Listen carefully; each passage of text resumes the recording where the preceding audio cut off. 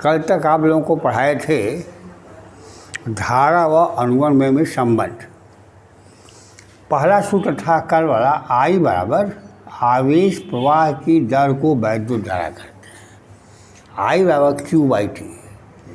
यदि किसी चालक से n इलेक्ट्रॉन t सेकेंड में प्रवाहित हों तो Q बराबर n हो जाएगा। धारा I बराबर NE/T। अप्रवाह वेग की गणना की गई थी। अप्रवाह वेग Vt बराबर कैपिटल E गुणित स्मॉल e बटा m इंटू टाउ। E का मतलब V/L से है। चालक की सिरों पर आरोपित विभवांतर V हो, चालक की लंबाई L हो, तो वैद्युत क्षेत्र की तीव्रता E बराबर V/L होती है। तो अप्रवाह वेग Vd बराबर V/mL इंटू टाउ हो जाएगी। Vv/E को आवेश वाहकों की मोबिलिटी कहते हैं। आवेश वाहक की मोबिलिटी अर्थात एकांक वैद्युत क्षेत्र के प्रभाव में अप्रवाह वेग मोबिलिटी म्यू कहलाता है। तो मोबिलिटी म्यू ई बराबर E टाउ बटा m। यहाँ तक बता दिए थे।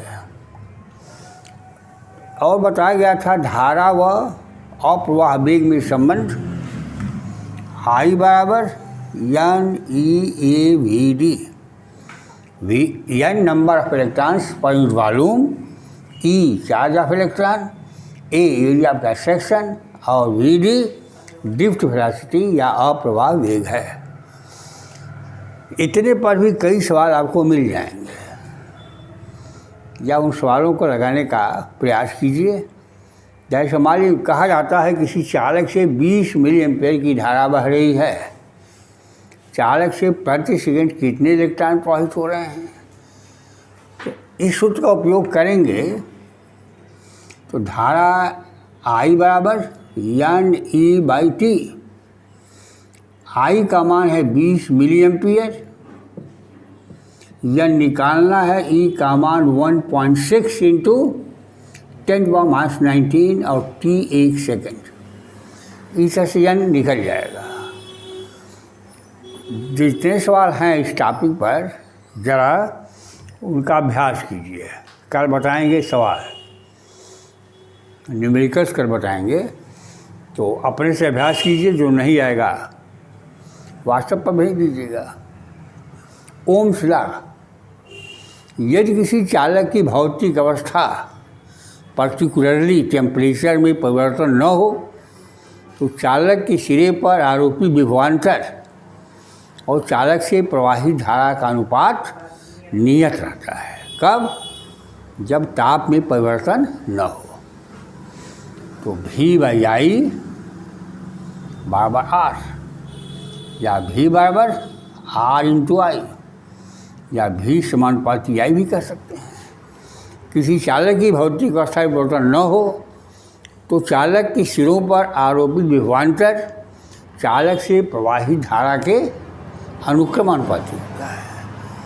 यहाँ से आप प्रतिरोध का मात्रक को बीमा निकाल सकते हैं।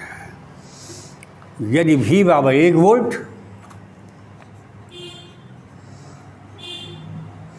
I बराबर 1 एम्पियर, तो R बराबर 1 ओम। अर्थात यदि किसी चालक की सिरे पर 1 वोल्ट विभवांतर आरोपित करने पर चालक से बहने वाली धारा 1 एम्पियर हो तो चालक का प्रतिरोध 1 ओम होता है। डायमेंशनल इक्वेशन लिखना है।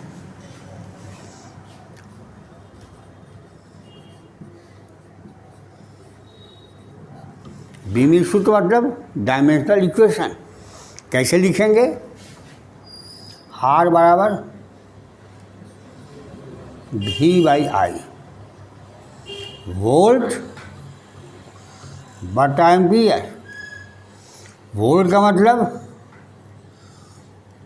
जूल प्रति कूलम बटा एम्पियर। ये हो गया जूल बटा कूलम्ब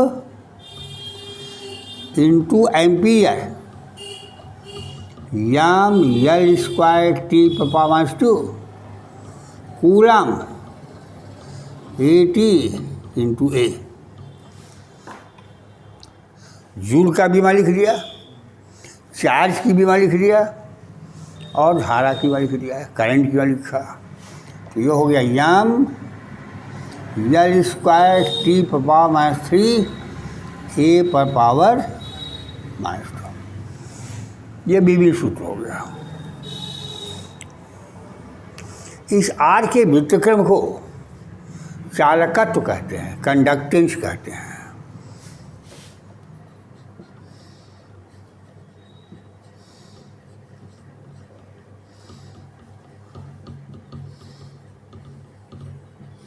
बराबर 1/R बराबर I/V। इसकी यूनिट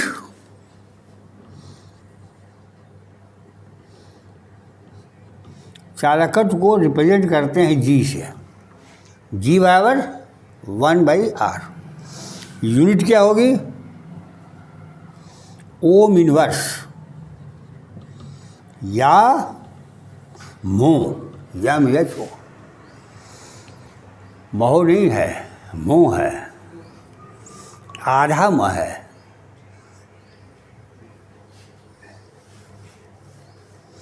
अब किसी चालक का प्रतिरोध का चालक की लंबाई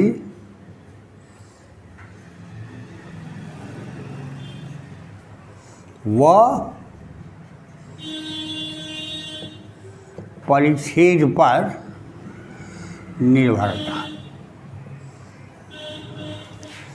किसी चालक का प्रतिरोध चालक की लंबाई पर निर्भर करेगा और चालक के परिच्छेद पर निर्भर करेगा। वैद्युत प्रतिरोध का मतलब क्या होता है? वैद्युत प्रतिरोध, जब धारा प्रवाहित होती है किसी चालक से, तो चार्ज कैरियर्स इलेक्ट्रॉन होते हैं। जब इलेक्ट्रॉन चालक के एक छोर से दूसरे छोर तक जाते हैं तो मार्ग में पड़ने वाले परमाणुओं से टकराते हैं, जिससे इनका मार्ग बाधित होता है। अर्थात चालक के परमाणु इलेक्ट्रॉनों के प्रवाह में स्पीड ब्रेकर का काम करते हैं और यही अवरोध चालक का वैद्युत प्रतिरोध कहलाता है।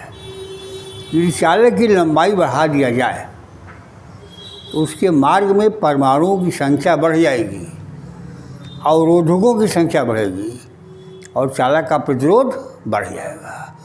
अर्थात चालक का प्रतिरोध उसकी लंबाई पर निर्भर करता है। किस प्रकार निर्भर करता है? जैसे मान लीजिए आप एक जल लंबाई और परिच्छेद A का एक गुटका ले लें। इसके सिरे पर आरोपी विभवांतर भी है, इससे धारा I प्रवाहित हो रही है, तो प्रतिरोध R बराबर V/I। प्रतिरोध R बराबर V/I होगा। इसी तरह का एक गुटका और ले लीजिए, इसी लंबाई जल का, इसके ऐसे जोड़ दीजिए,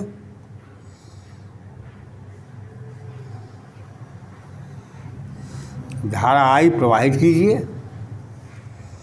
क्योंकि दोनों गुटके की लंबाई और परिच्छेद समान है, अर्थात दोनों समरूप गुटके हैं, इसके सिरे पर उत्पन्न विभवांतर भी और इसके सिरे पर भी उत्पन्न विभवांतर भी होगा, तो कुल विभवांतर हो गया 2V। तो प्रतिरोध R' बराबर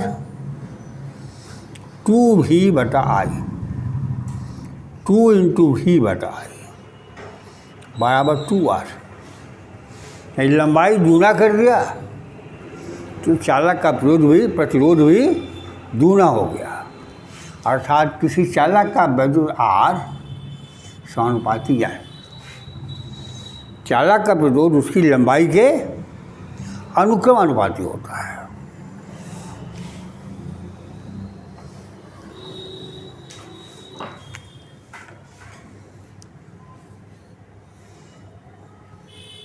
मान लीजिए एक चालक है जिसकी लंबाई L है, परिच्छेद A है और इसे धारा I बह रही है। इस चालक को दो खंडों में बांट लीजिए। इधर वाले खंड का परिच्छेद A/2 हो गया, इधर वाले खंड का परिच्छेद भी A/2 हो गया। इस खंड से बहने वाली धारा आधी हो जाएगी, इस खंड से बहने वाली धारा आधी हो जाएगी। विभवांतर भी है। इस प्रथम खंड से धारा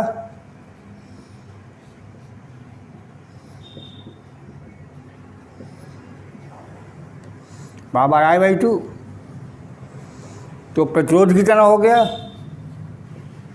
प्रतिरोध R बराबर V/I/2, 2V/I बराबर 2R। अर्थात परिच्छेद आधा किया तो प्रतिरोध दुगुना हो गया। अर्थात चालक का प्रतिरोध उसके अनुपस्थ परिच्छेद के व्युत्क्रमानुपाती होता है। जैसे इसी गुटके को दो भागों में बांट लिया, पूरे गुटके से धारा I है, तो ऊपर वाले आधे भाग से प्रवाहित धारा I/2 होगी और निचले आधे भाग से प्रवाहित धारा I/2 होगी। तो प्रत्येक खंड का प्रतिरोध कितना होगा? V/I/2, 2V/I, V/I को R कहते हैं, तो R डैश बराबर 2R। अर्थात परिच्छेद आधा किया तो प्रतिरोध दूना हो गया। इस तरह से निष्कर्ष निकला कि किसी चालक का प्रतिरोध उसकी लंबाई के अनुक्रमानुपाती और परिच्छेद के व्युत्क्रमानुपाती होता है। दोनों प्रभावों को साथ ले लें तो लिखेंगे चालक का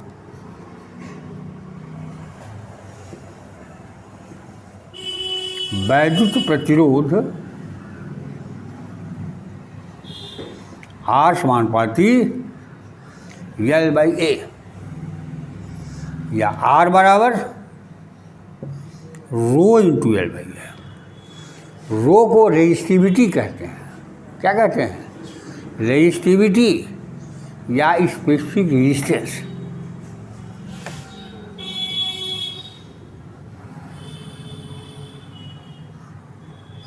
या स्पेसिफिक रेजिस्टेंस कहते हैं। तो ये रो बराबर हो गया RA/L।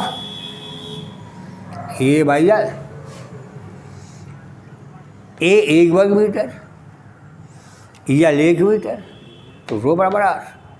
अर्थात 1 मीटर लंबे और 1 वर्ग मीटर क्षेत्रफल वाले चालक का प्रतिरोध 1 मीटर लंबे और 1 वर्ग मीटर अनुपस्थ क्षेत्रफल वाले चालक का प्रतिरोध उसके पदार्थ का विशिष्ट प्रतिरोध का रहता है। आई बात समझ में? चालक का तार 1 मीटर लंबा हो, परिच्छेद 1 वर्ग मीटर हो, तो उसका जो प्रतिरोध होगा वही विशिष्ट प्रतिरोध होगा। हम यह कह दें कि घन ले लें,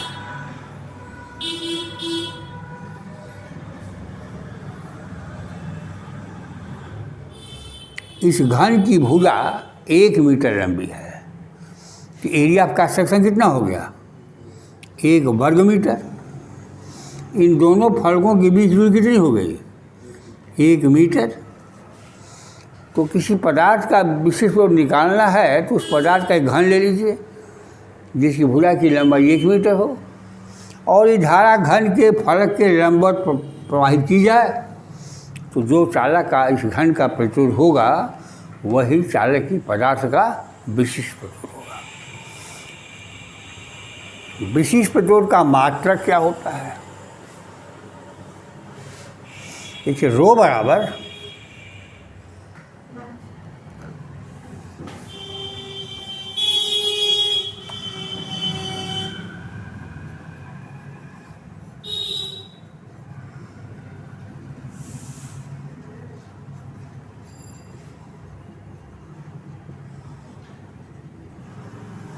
रो बराबर आर कितना होता है, आर ए बटा एल।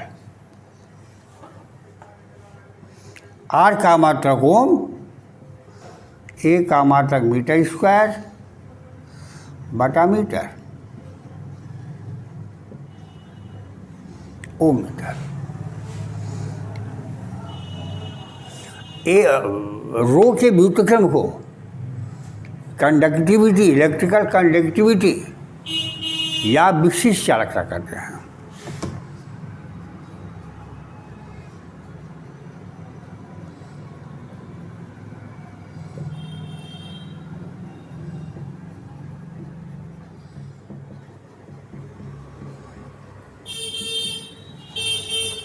विशिष्ट चालकता या केवल चालकता भी कह सकते हैं, बराबर होता है 1/ρ।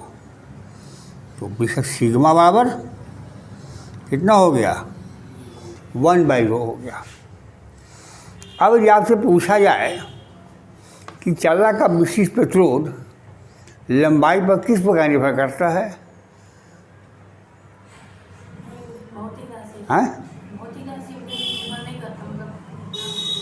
विशिष्ट प्रतिरोध पदार्थ का गुण है। लंबाई जिस अनुपात में बढ़ाएंगे प्रतिरोध जिस अनुपात में बढ़ जाएगा। इससे विशिष्ट प्रतिरोध लंबाई और परिच्छेद पर निर्भर नहीं करता है, क्योंकि लंबाई बढ़ाएंगे आर बढ़ेगा, ए को कम कर देंगे तो आर बढ़ जाएगा, आर ए का गुणनफल नियत रहेगा। इससे विशिष्ट प्रतिरोध चालक का विशिष्ट गुण है, लंबाई और परिच्छेद पर निर्भर नहीं करता। अब ओम नियम का सत्यापन कर दिया जाए।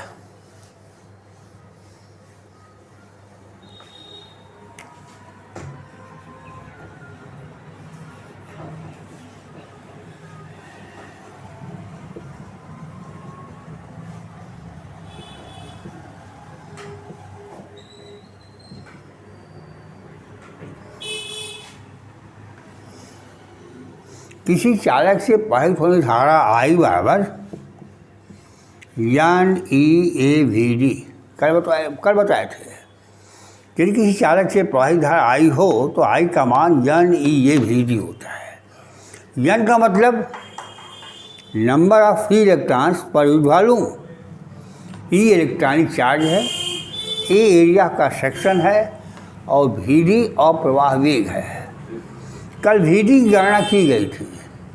अप्रवाह वेग वी डी बराबर कैपिटल ई गुण स्मॉल ई बटा यम इंटू टाउ, या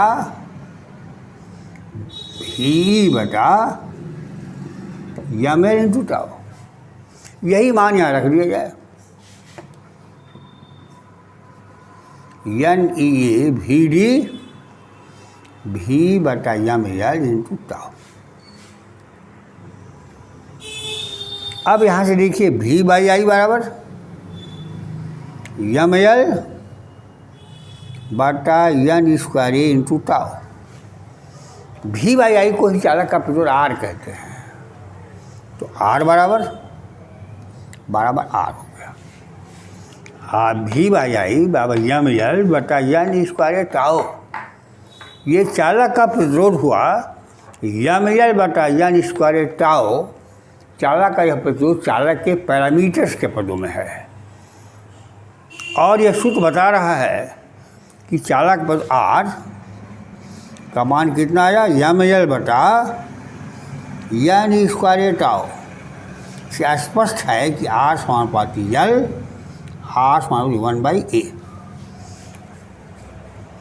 तो यदि चालक का ताप नहीं बदले तो शांतिकाल टाउ अपरिवर्तित रहेगा और यह संख्या एक नियतांक हो जाएगी, चालक का प्रतिरोध है। अतः विभव और धारा का अनुपात एक नियतांक होता है जिसे चालक का वैद्युत प्रतिरोध कहते हैं। और प्रतिरोध आर बराबर यम एल बटा एन स्क्वायर टाउ। यहाँ से स्पष्ट हुआ कि आर समानुपाती एल, आर समानुपाती 1/a। अब यह तुलना करने आर बराबर रो इंटू एल बाई ए से समीकरण 1 और 2 से